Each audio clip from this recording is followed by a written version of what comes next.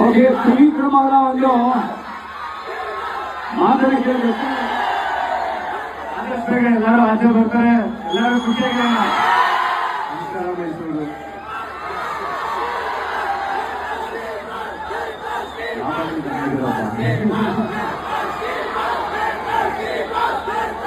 ಎಲ್ಲರಿಗೂ ದಸರಾ ಹಬ್ಬದ ಆರ್ಥಿಕ ಶುಭಾಶಯಗಳು.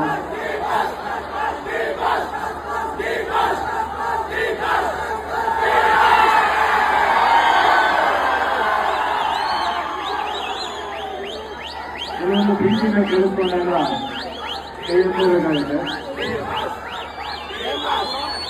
ಇಷ್ಟು ದಿನ ಎಲ್ಲರೂ ಬಿಗ್ ಬಾಸ್ ಅಲ್ಲಿ ರಂಜಿಸ್ತಾಯಿದ್ರು.